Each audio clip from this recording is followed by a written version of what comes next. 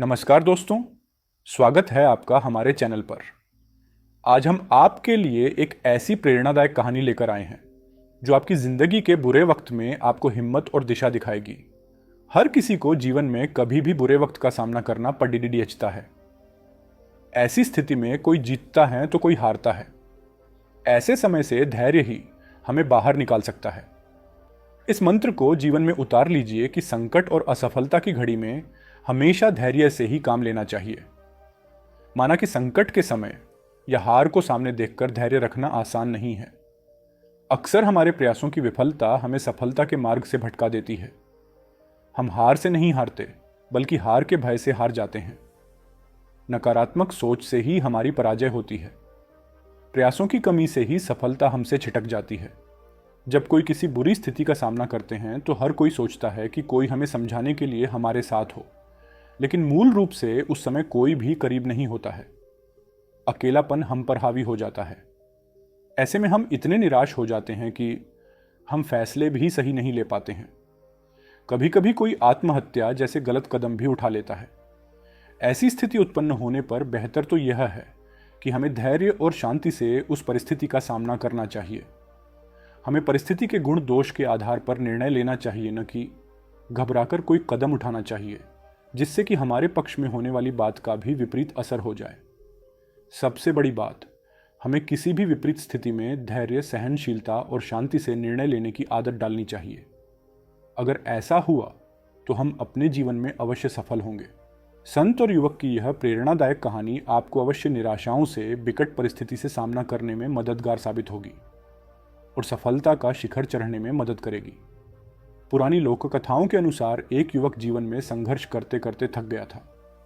परिवार में आर्थिक तंगी के कारण वह यहाँ वहाँ काम की तलाश में घूमता फिरता था, लेकिन उसे पैसा कमाने के लिए कोई काम नहीं मिल रहा था। इसलिए वह निराश हो गया और आत्महत्या करने का फैसला लेकर जंगल में गया। वहाँ उनकी मुलाकात एक संत से हुई। संतों ने उससे पूछा, तुम यहाँ अकेले क्या कर रहे हो? युवक ने संतों को अपनी सारी समस्या बताई। तब संत ने कहा कि आपको कोई काम जरूर मिलेगा, इसलिए निराश न हो। उस युवक ने कहा कि मैं पूरी तरह थक चुका हूं, अब मुझसे कुछ नहीं होगा। संत ने उससे कहा कि मैं तुम्हें एक कहानी सुनाता हूं, आपकी निराशा अवश्य दूर होगी। कहानी यह है कि एक छोटा लड़का था जिसने एक दिन बांस और नागफनी कैक्टस लगाया। वह प्रतिदिन दोनों पौधों की देखभाल करता था। कुछ समय बाद कैक्टस बड़ा हुआ, लेकिन बांस का पौधा वहीं रहा।